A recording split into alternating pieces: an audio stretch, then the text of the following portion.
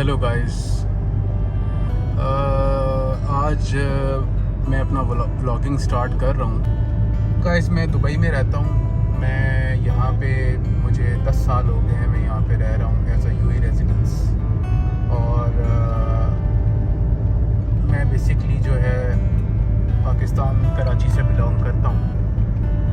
और लेकिन फिर मैं जैसे एक टीनेजर इंसान होता है, वो सोचता है कि कैरियर अपना बनाना है, आगे बढ़ना है। तो उसके लिए फिर मैंने डिसाइड किया कि मैं जो हूँ दुबई की तरफ जाऊँगा और वहाँ पे जाके मैं अपना सेटअप स्टार्ट करूँगा। अच्छा गाइस, मज़े की बात क्या हुई, जब मैं दुबई आया था विज़िट वीज़ा पे आज से 10 साल पहले, तो मैंने 30 डेज़ का विज़िट वीज़ा लिया था पैसे जोड़ तोड़ कर। मैं वहाँ पर एक कॉल सेंटर में काम करता था। तो मैं जब यहाँ पर विज़िट वीज़ा पे आया तो मैंने तकरीबन 15 से 20 इंटरव्यूज़ दिए। डेली चलता था, डेली जो है स्ट्रगल करता था। एक तो गर्मी भी बहुत थी यहाँ पे, लेकिन जब मैं यहाँ पे आया तो मुझे एक अलग ही दुनिया लगी। जब मैंने जहाज़ से प्लेन से लैंड किया तो एक अलग ही दुनिया लगी। ऐसा लग रहा था कि मैं दुनिया के पता नहीं किस पार आ गया हूँ, क्योंकि यहाँ की जो वाइब्स थी, यहाँ का जो सफाई सुथरी थी, वो इतनी ज़बरदस्त थी कि मैं 2-3 दिन तो मैं बिल्कुल सकते में रहा कि मैं किस जगह पर आ गया हूँ, किस जगह से निकल कर। तो ये मेरे लिए जो है ना एक अनएक्सेप्टेबल चीज़ थी। लेकिन फिर ये है कि वक्त के साथ साथ जो है मैंने अपना माइंड बनाया कि मैं अब इस शहर में अपनी किस्मत जो है वो बनाऊंगा और इसी शहर में जो है अपना फ्यूचर आगे लेकर चलूँगा। तो मैंने काफ़ी सारे इंटरव्यूज़ दिए, जैसे कि मैंने आपको बताया। काफ़ी जगहों से मुझे रिजेक्शन भी मिली और काफ़ी जगह जो है कुछ मेरे सेकंड इंटरव्यू भी हुए। लेकिन जब 30 दिन ऑलमोस्ट गुजरने लगे, जब मेरी जाने की बारी आई, तो मुझे जो है किसी ने ऑफ़र लेटर नहीं दिया, जिसकी वजह से मैं काफ़ी परेशान हो गया था और मुझे थोड़ा रोना भी आ रहा था, क्योंकि मैंने इतने इंटरव्यूज़ दिए लेकिन उसका रिज़ल्ट मुझे नहीं मिल सका।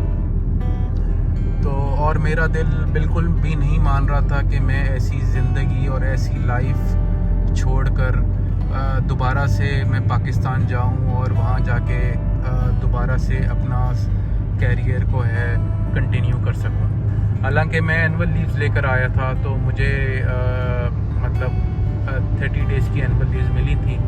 तो मैंने यही सोचा था कि मैं जो हूँ एक तो यहाँ पे दुबई में घूमने आऊँगा और साथ साथ जॉब भी ढूंढूँगा। लेकिन यहाँ की हकीकत ये है कि जब इंसान यहाँ पर आता है तो वो जब यहाँ का माहौल देखता है, अभी आप ये रोड्स देख लें, अभी आप इस रोड्स को देखें, आपको ऐसी रोड आप पाकिस्तान में हर जगह नहीं मिलेंगी। अगर मिलेंगी भी तो इस तरह की रोड नहीं होंगी। गाड़ियाँ अलग अलग लेन में चल रही हैं, मेरी गाड़ी अपनी लेन में चल रही है।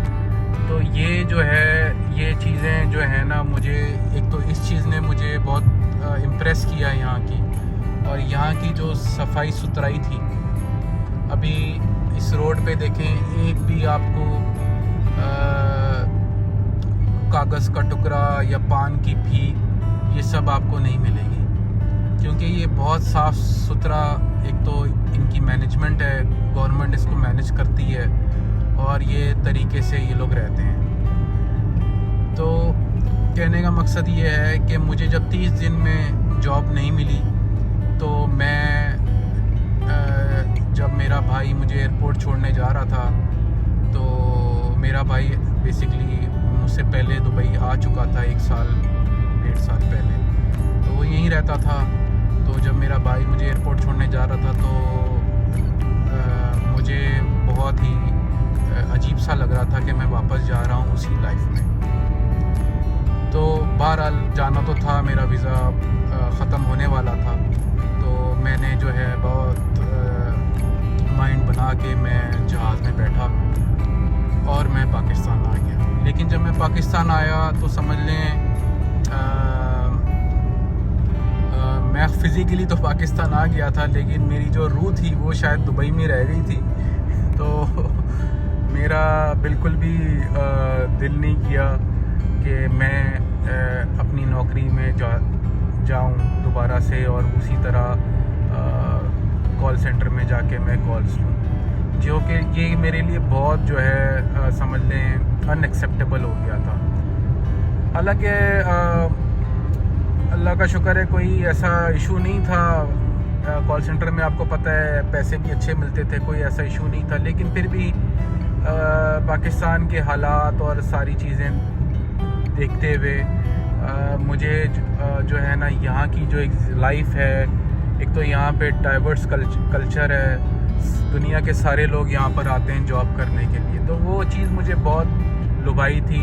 यहाँ की साफ़ सुथरी ज़िंदगी, यहाँ पे जो है लोग किसी को छेड़ते नहीं हैं, किसी की लाइफ में इंटरफेयर नहीं करते। तो ये चीज़ें जो है मुझे यहाँ की बहुत इम्प्रेस करी थी। और यहाँ का पीस ऑफ माइंड, एक तो आपकी सिक्योरिटी बहुत है यहाँ पे, आपका यहाँ पे कोई क्रिमिनल रेशो नहीं है।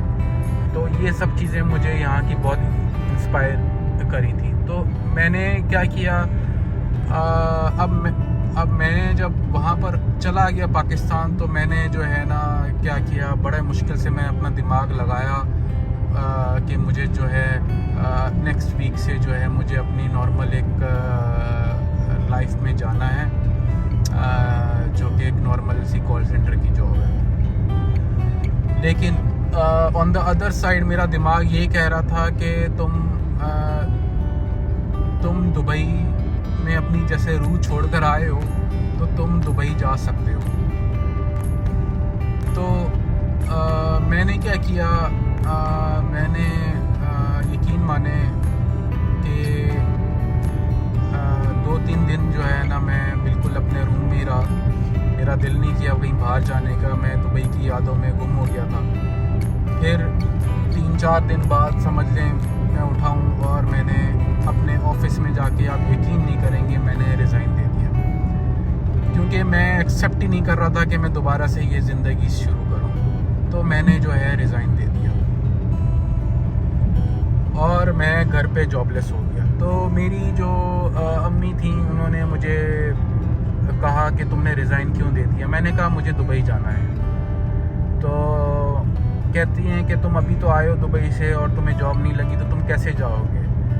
तो मैंने कहा कि मैं जो हूँ बस किसी तरीके से जो है ना मैं यहीं से अप्लाई करता रहूँगा पाकिस्तान से, और मैं दुबई चला जाऊँगा, मुझे कोई ऑफ़र आ जाएगी। और उसके बाद मैंने दिन रात यकीन माने मैंने अप्लाई करना शुरू कर दिया, और मैंने प्रोफाइल्स वगैरह बनाई हर जगह पे।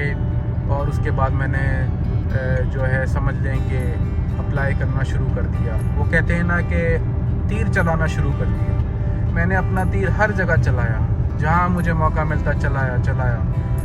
सारे मतलब मेरे दोस्त मुझसे मिलते थे तो कहते थे तुमने क्यों छोड़ दिया, जॉब क्यों छोड़ दी। तो मैंने उनको कहा देखो मैं यहाँ पाकिस्तान में नहीं रह सकता, मुझे वहाँ की आदत हुई है 1 महीने में ही, तो मुझे वहाँ जाना है। तो खैर मैंने जो है यकीन माने मैंने अप्लाई करना शुरू किया। दिन रात मैं अप्लाई करता रहता था दुबई की वेबसाइट्स में और सारी चीज़ें। मैं एक अपने साथ नंबर लाया था जो कि रोमिंग मैंने एक्टिवेट करवा ली थी, दुबई का ही नंबर था, तो वो मैंने रोमिंग एक्टिवेट करवा ली थी ताकि मुझे कोई कॉल आए तो मैं जो हूँ उसको आंसर कर सकूँ इंटरव्यू के लिए। बहरहाल वो रोमिंग की भी वैलिडिटी होती है, वो 15 दिन तक मेरा चलती रही सिम, और उसके बाद वो रोमिंग भी बंद हो गई। तो कहने का मकसद ये है कि लेकिन फिर भी मैंने उम्मीद नहीं आ रही, मैं अप्लाई करता गया। यकीन माने मैं अप्लाई करते करते मेरे 4 महीने गुजर गए और मेरे पास जो है ना जॉब भी नहीं है 4 महीने से, और जाहिर सी बात है मुझे घर में ख़र्चा पानी भी करना है, मुझे अपना भी देखना है, तो मुझे बड़ी प्रॉब्लम हुई। तो मैंने जो है मैं मायूस भी हो गया था बीच में, लेकिन फिर मैं अपने आप को ख़ुद चार्ज करता था। और फिर मैंने जो है क्या किया कि मैंने कहा 4 महीने हो गए मैं जॉबलेस हूँ, क्यों ना मैं एक जॉब ढूंढ लूँ, क्योंकि मेरे पास जो है ख़र्चा पानी करने के लिए भी पैसे नहीं बचे थे और घर में भी मुझे थोड़ा बहुत कंट्रीब्यूट करना होता था। तो खैर मैंने दोबारा से जॉब सर्च कर दी और मुझे जो है तकरीबन 1 महीने बाद एक लॉजिस्टिक कंपनी से ऑफ़र आई। वहाँ पे मैंने दोबारा से जॉब पकड़ ली। अब जो जॉब मैंने पकड़ी वो पहली वाली जो सैलरी मिल रही थी उससे बहुत कम थी, मतलब उससे 25% कम थी, बहुत तो नहीं कह सकते, 25% कम थी। तो कहने का मकसद ये है कि मैंने वो जॉब पकड़ ली, स्टार्ट कर दी। लेकिन चूँकि मैंने आपको बताया कि मेरी रूह जो है वो दुबई के एक कोने में रखी हुई थी, पड़ी हुई थी, मुझे बुला रही थी, तो मैं साथ साथ वो अप्लाई करता रहता था। यकीन माने वो जॉब में जो नई जॉब ढूंढी वहाँ पे मैंने 3 महीने जॉब की। जब 3 महीने जॉब की तो चौथे महीने में जो है मैं वहाँ पे परमानेंट एम्प्लॉय हो गया वहाँ।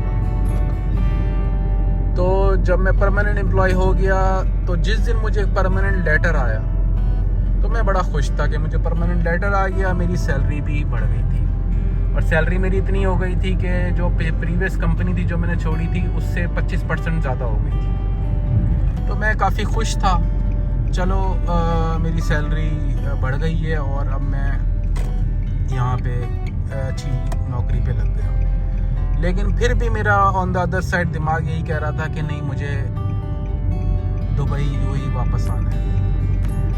और एक दिन मैं ऑफिस जा रहा था अपनी बाइक पर, ये मैं आपको बिल्कुल रियल टाइम वाक़या सुना रहा हूँ। मैं ऑफिस जा रहा था बाइक पर,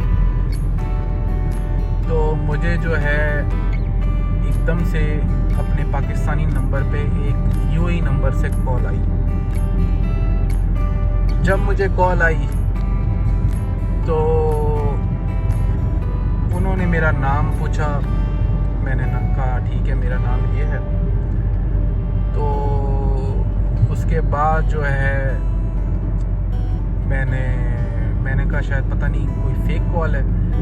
अच्छा, मैं आपको मज़े की बात बताऊँ, वो कॉल मैं समझ रहा था कोई फेक कॉल है, मतलब किसी ने मुझे, मतलब जैसे होता है ना दुबई में फ्रॉड वगैरह भी इस किस्म के होते हैं कि किसी को नौकरी का झांसा दे के बुला लिया या किसी से कोई पैसे दे के आपने कोई चीज़ करवा ली, इस तरह की चीज़ें भी बहुत होती थी। तो मैं थोड़ा केयरफुल था इस बारे में। बहरहाल जब मुझे कॉल आई तो मैंने अच्छे से बात की।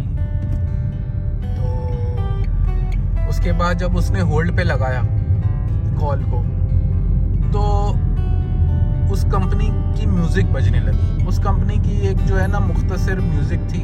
कंपनी का नाम मैं आपको नहीं बता सकता, लेकिन समझ लें एक मल्टीनेशनल कंपनी थी जिसने मुझे अप्रोच किया था। तो जब वो कॉल होल्ड पे लगा तो उस कंपनी का एडवर्टाइजमेंट चलने लगा, तो मैं समझ गया भाई ये तो सीरियस कॉल है। मैंने यकीन माने अपना जो बाइक है उसको साइड पे लगाई रोड पे और उससे बात की। उन्होंने मेरा इंटरव्यू जो है नेक्स्ट वीक के लिए स्केड्यूल किया। मैंने कहा मैं तो पाकिस्तान में हूँ, तो खैर नेक्स्ट वीक मेरा इंटरव्यू स्केड्यूल हो गया। उसके बाद फिर मैं बड़ा एक्साइटेड था कि मेरा इंटरव्यू स्केड्यूल हो गया। तो फिर मेरा जो है समझ लें पहला इंटरव्यू हुआ, अल्हम्दुलिल्लाह अच्छा हो गया। उन्होंने बोला हम आपको बताएंगे शॉर्ट लिस्ट हो गए। तो फिर क्या हुआ कि जब पहला इंटरव्यू हो गया तो मेरा अच्छा हो गया अल्हम्दुलिल्लाह। उसके बाद जो है उन्होंने मुझे 1 हफ्ते बाद बोला, 3-4 दिन बाद बल्कि बोला कि आपका दूसरा इंटरव्यू है। फिर दूसरे इंटरव्यू के लिए मैं दुआएं करने लगा। मैंने अपनी अम्मी को बोला कि दुआ करें, तो मेरी अम्मी ने जो है काफ़ी दुआएं की। मैंने उनको कहा कि मेरा इंटरव्यू हो रहा है तो दुआ करें।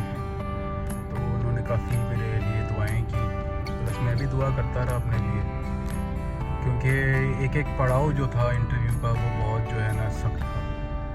और ज़ाहिर सी बात है इंसान के पास अपॉर्चुनिटी आती है तो इंसान जो है ना वो चाह रहा होता है कि अपॉर्चुनिटी या आपको मिल जाए किसी तरीके से। तो अल्हम्दुलिल्लाह पहला इंटरव्यू हुआ, उसमें मैं क्लियर हुआ। 3-4 दिन बाद मुझे दूसरे इंटरव्यू की कॉल आई, फिर दूसरा इंटरव्यू हो गया मेरा, फिर मैं दुआएं करने लगा। फिर उसके बाद जो है तीसरा इंटरव्यू हुआ मेरा। एक तो आजकल इतना कंपटीशन हो गया है मार्केट में, और ये मैं आपको 10 साल पहले की बात बता रहा हूँ, अब तो और ज़्यादा हो गया है कंपटीशन। मतलब तकरीबन मेरे 4 इंटरव्यू हुए, और चारों इंटरव्यू मतलब मेरे जो आखिरी इंटरव्यू था वो डायरेक्टर लेवल पर हुआ था, डायरेक्टर लेवल और you can say country manager level.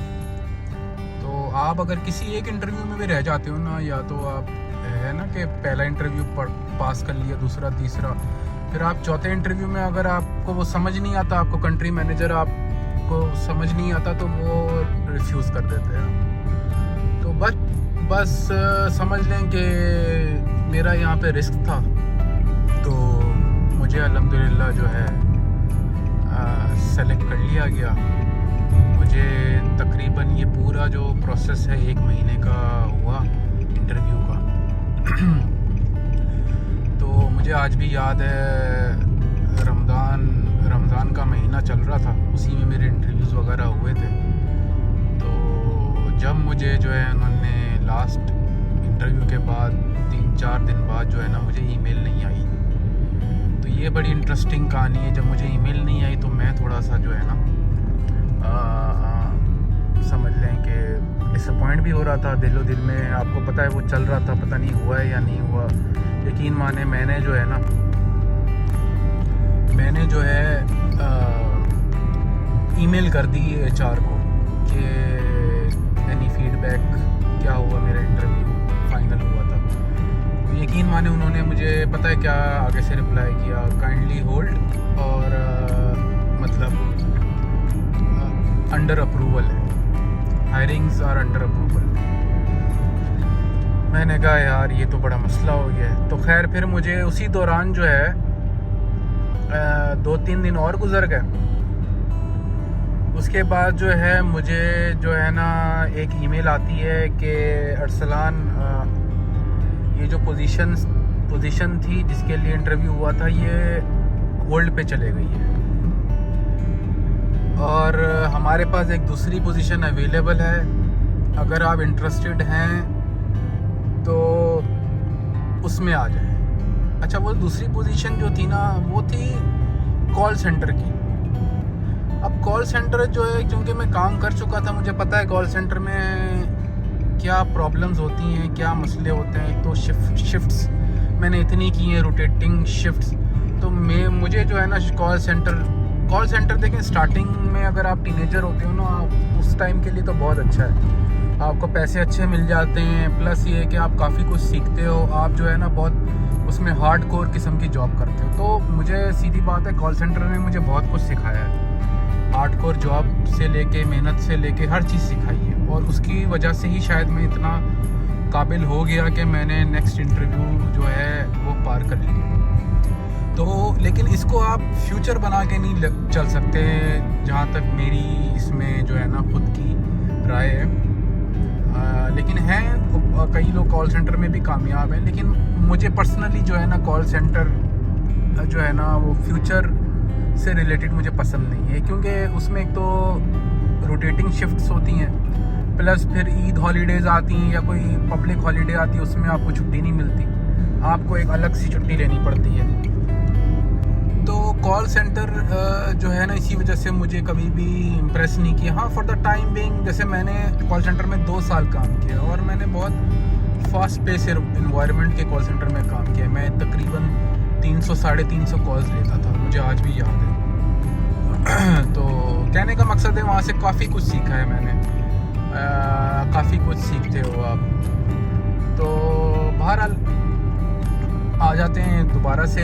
हाँ, तो उन्होंने मुझे जो है ना कॉल सेंटर की ऑफ़र दी। मैंने कहा नहीं, ये तो मैं नहीं कर सकता, हालांकि मेरा दिल कह रहा था भाई घुसना ही तो है। लेकिन यकीन माने, उन्होंने मुझे बोला कि देखें, उस जो पोजीशन है जिसके लिए इंटरव्यू लिया था ना, उसका अप्रूवल आएगा, उसमें 2 हफ्ते भी लग सकते हैं, 3 हफ्ते भी, 1 महीना भी लग सकता है। तो आप जो है कॉल सेंटर में आ जाएं।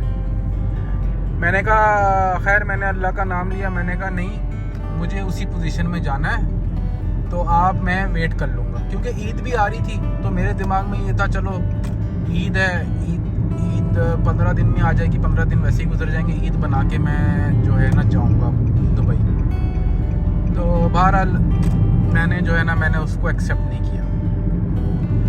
अल्लाह की करनी ऐसी हुई कि एक हफ्ते बाद मुझे दोबारा कॉल आई वहाँ से, और मुझे बताया गया कि अप्रूवल आ गया और मैं आपको ऑफ़र लेटर आपको भेज रहे हैं। मैं खुश हो गया और मैंने जो है वो जब ऑफ़र लेटर देखा तो मैं तो बहुत ही खुश हुआ, और उसमें जो है मतलब मुझे पैकेज भी जो मैं एक्सपेक्ट कर रहा था उससे तो कहीं ज़्यादा एक पैकेज मिल गया। तो मैंने बहुत अल्लाह का शुक्र अदा किया, बहुत शुक्राने के नफल अदा किए। मैं बड़ा खुश हो गया, एक्साइटेड हो गया, चलो ये सीन हो गया मेरा। तो अब उन्होंने बोला कि आप जो है, अच्छा मल्टीनेशनल कंपनी में ये ख़ास बात होती है कि वो कभी भी आपको प्रेशराइज़ नहीं करते किसी भी चीज़ में। वो आपसे पूछते हैं आप कब आना चाहते हैं, आप कब अवेलेबल हैं, इस तरह करके पूछते हैं। अगर किसी ने मल्टीनेशनल कंपनी में काम किया अच्छी, तो उनको पता होगा कि वो इवन इंटरव्यू भी कर रहे होंगे, करना चाह रहे होंगे, तो वो आपसे पूछेंगे व्हेन इज़ योर अवेलेबिलिटी, और कब हम आपसे इंटरव्यू ले सकते हैं, हमें टाइम दें। तो ये एक अच्छी बात मुझे पसंद है उनकी, मतलब आपको एक रिस्पेक्ट देते हैं। तो उन्होंने मुझसे पूछा आप कब आना चाहते हैं, क्योंकि उनको मेरा वीज़ा इशू करवाना था, और इस वजह से वो मुझे पूछ रहे थे। तो मैं यकीन माने मैं इतना एक्साइटेड था कि मैंने बोला कि मैं नेक्स्ट वीक से ही आना चाहता हूँ। मतलब मैं ऐसा हो गया था कि मुझे ईद भी इंस्पायर नहीं करी थी कि मैं ईद बना के जाऊँ। मैंने कहा मैं नेक्स्ट वीक आ जाऊँगा। यकीन माने मैंने उनको ऑफ़र लेटर एक्सेप्ट करके साइन करके दिया है। उन्होंने विदिन 2 to 3 वर्किंग डेज़ मेरा वीज़ा इशू करा दिया। अभी मेरा वीज़ा इशू हुआ तो मैं तो बहुत खुश। मैं गया कंपनी में मैंने रिज़ाइन डाल दिया। कंपनी वाले भी हैरान, यार अभी तो हमने परमानेंट किया है इसको और ये अब जा रहा है। तो मैंने कहा मैं जो हूँ मुझे जॉब मिल गई है और I am going to Dubai. तो कंपनी वाले भी सारे हैरान हो गए। फिर उनको तो बहरहाल ज़ाहिर सी बात है छोड़ना तो था ही। तो उसके बाद जो है मैंने कंपनी छोड़ दी। अब उसके बाद जो है मैंने वीज़ा लिया। उसके बाद मैंने टिकट्स, उन्होंने पूछा कब आना है आपको, तो मैंने कहा कि मुझे इस तारीख को आना है। तो यकीन माने उन्होंने मुझे एमिरेट्स एयरलाइन की टिकट भेजी, वीज़ा भेजा। उसके बाद आप यकीन नहीं करेंगे, जब मैं दुबई उतरा हूँ तो तकरीबन मुझे उन्होंने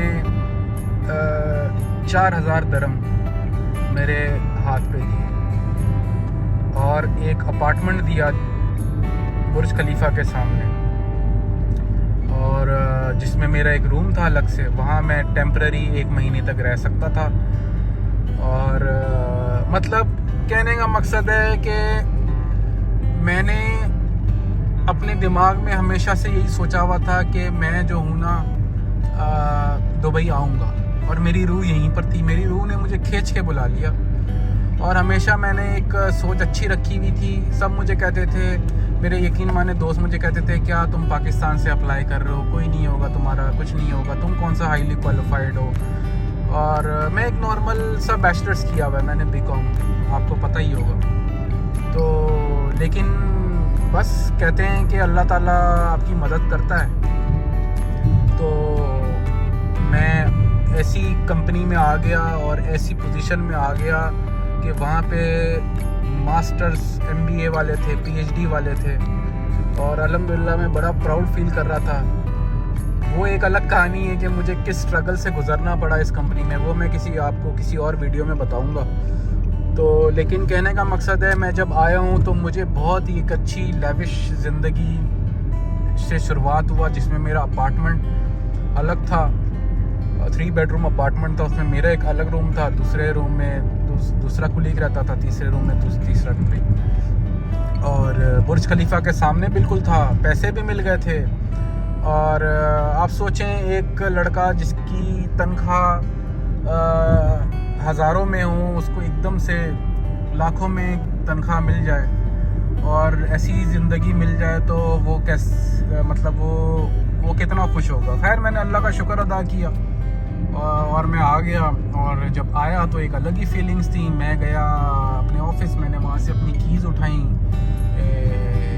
मतलब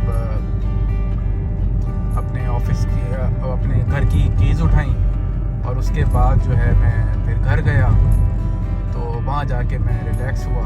तो ये मेरी कहानी है छोटी सी, जो मैंने आपसे शेयर की है। इंशाल्लाह मैं वक्त के साथ साथ और भी वीडियोस बनाऊंगा, जिसमें मैं आपको बताऊंगा कि स्टार्टिंग में आप जब आते हो तो आपको क्या स्ट्रगल्स होती हैं, किस तरीके से गुज़रना होता है, और किस तरीके से आपको एक प्रैक्टिकल ज़िंदगी गुजारनी होती है। और मैं आपको वीडियो के एंड में यही कहूँगा कि देखें, हमेशा जो है आप अपनी जो सोच है ना, उसको आप हमेशा पॉजिटिव रखो। ये मैंने आपको एक रियल टाइम इंसिडेंट बताया है अपनी ज़िंदगी का। और मैंने वही कहा कि मैं कोई हाईली क्वालिफाइड इंसान नहीं हूँ।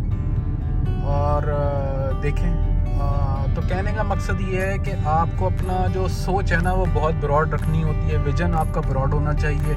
और आपको सबसे ज़रूरी बात कि आपको माइंड को मैसेज पहुंचाते रहना चाहिए जो आपको करना है। जब आप माइंड को डेली मैसेज पहुंचाओगे ना कि मुझे ये करना है, मुझे ये करना है, मुझे ये करना है, तो वो माइंड आपका वर्किंग करता रहेगा, आपको पता भी नहीं चलेगा वो वर्किंग कर रहा होगा। तो कहने का मकसद है कि कभी भी हिम्मत नहीं हारनी, कभी मायूसी नहीं करनी। मायूसी तो वैसे भी गुनाह है इस्लाम में।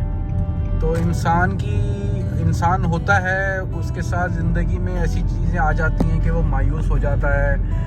मेरे ज़िंदगी में भी कई वाक़यात ऐसे हैं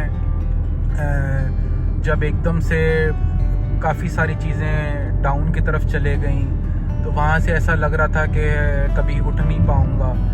लेकिन कहने का मकसद है, ये इंसान की सोच के ऊपर डिपेंड करता है। तो बाकी ये कि अल्लाह का शुक्र अदा करना चाहिए हर चीज़ में। अल्लाह ताला आपको, देखें, अल्लाह ताला यही कहता है कि आप मेहनत करो और उसका काम है आपको रिवॉर्ड देना। तो आप मेहनत करो। आप लोग भी अभी जो आजकल के जो टीनेजर्स हैं, जो 20s में हैं, जिन्होंने स्टडीज़ कंप्लीट की हैं, मैं उनको आजकल देखता हूँ, बहुत मतलब एक तो फास्ट जनरेशन है, प्लस ये चाहते हैं कि हर चीज़ जो है ना आपको फास्ट मिल जाए, और मतलब उनको हर चीज़ प्लेट में रख के मिल जाए। ऐसा नहीं होता है, ऐसा नहीं हो सकता है। आपको मेहनत करनी पड़ेगी, आपको एक्सेप्ट करना पड़ेगा कि मेहनत करनी पड़ती है। तो आप लोग जो है आजकल के जो जनरेशन है ना, वो मेहनत से घबराती है। तो लोग अब दुबई मेरे घर कोई आता है तो वो समझता है कि अगर मैं इतनी एक लग्जरी लाइफ में रह रहा हूँ तो मतलब मेरे मज़े हैं, या मुझे ये हर चीज़ प्लेट में रख के या पहले दिन से मिल गई है। ऐसा बिल्कुल नहीं है। ये हर चीज़ जो है इंसान ने, मैंने इस 10 साल में मेहनत करके जो है ये मकाम बनाया है। तो इसमें बहुत टाइम लगता है, कब पूरी मतलब पूरा दिन आपको मेहनत करनी पड़ती है। और स्पेशली इंटरनेशनल जो कंट्रीज़ होते हैं ना, इनकी लाइफ इतनी आसान नहीं होती है जितना लोग समझते हैं। तो हमें ये चाहिए कि आप अपने आप को एक फोकस रखो। अपना स्टेट ऑफ माइंड आपका बहुत पॉजिटिव होना चाहिए, क्योंकि स्टेट ऑफ माइंड से बहुत फ़र्क पड़ता है। तो बहरहाल वीडियो काफ़ी लंबी हो गई है। किसी दिन मैं आपको एक और वीडियो बनाऊंगा और उसमें मैं आपको मज़ीद चीज़ें बताऊंगा एज अ यूएई रेजिडेंस, जो मुझे क्या क्या फ़ेस करना पड़ा स्टार्टिंग में और किस तरह से मैं निकला। और अगर बाकी ये है कि अगर आपको मेरी वीडियो अच्छी लगी है तो इसको लाइक कर दें और सब्सक्राइब कर दें। ओके, टेक केयर, अल्लाह हाफिज़।